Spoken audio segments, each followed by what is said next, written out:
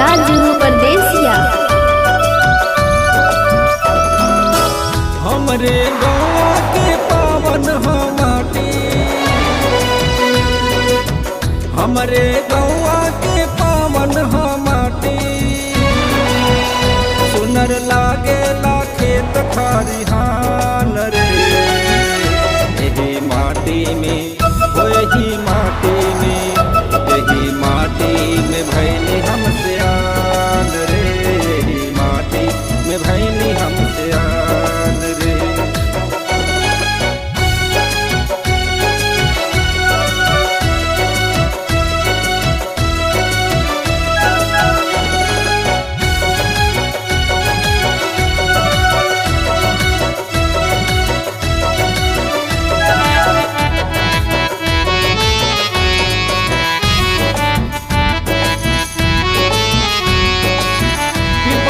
छाँव में लागे पूरवैया, अमवा के पेड़वा पे बोल ले चिरैया।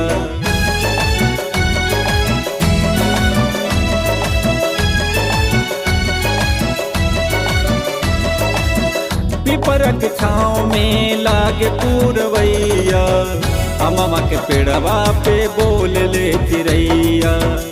मीठ लागेला हो मीठ लागेला, मीठ लागे कोयल के आवाज रे, माटी में भैनी हमसे आन रे।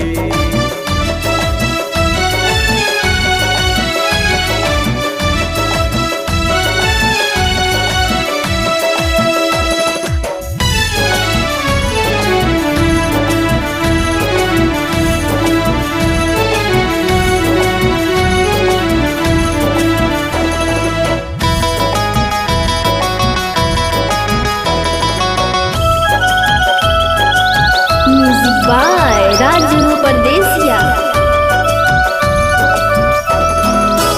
सरस फुलाइल आम मोजराइल, गहुआ के बलिया हो खूब गदराइल।